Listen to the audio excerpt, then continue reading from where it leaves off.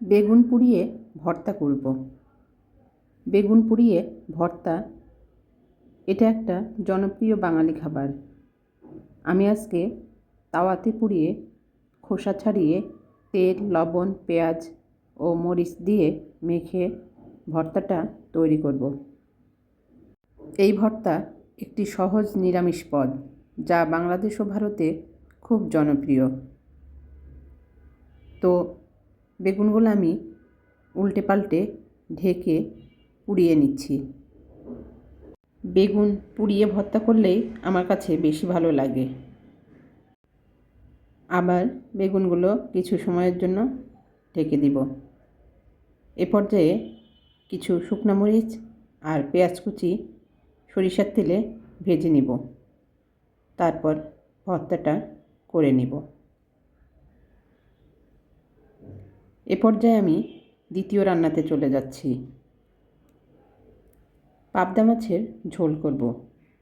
এজন্য পাবদা মাছগুলো প্রথমে ভেজে নিচ্ছি। শীতের সবজি দিয়ে পাবদা মাছের ঝোল একটি জনপ্রিয় ও স্বাস্থ্যকর খাবার, যা হালকা মশলা দিয়ে রান্না করলে এর স্বাদ আরও বেড়ে যায়। এই খাবার সাধারণত পাবদা মাছের সাথে শীতকালীন সবজি যেমন আলু, শিম, ফুলকপি ইত্যাদি ব্যবহার করা হয়। আমি আজকে এই 3 রকম সবজি দিয়েই রান্নাটা করছি। এই তরকারির ঝোলটা দারুণ সুস্বাদু হয়। কম মশলা ব্যবহার করে তৈরি হয় বলে এটি খুবই স্বাস্থ্যকর একটি পদ।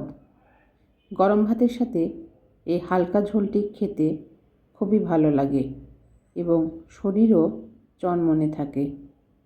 তো হয়ে গেল আমার শীতের সবজি দিয়ে পাবদা মাছের ঝোল। এ পর্যায়ে আমি বেগুনের আরেকটা রেসিপি করব।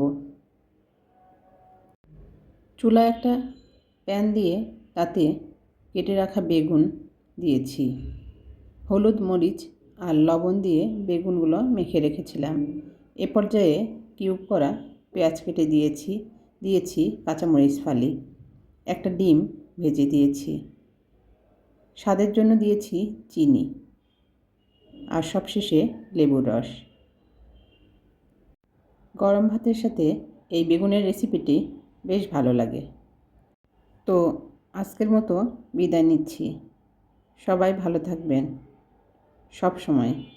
আল্লাহ হাফেজ।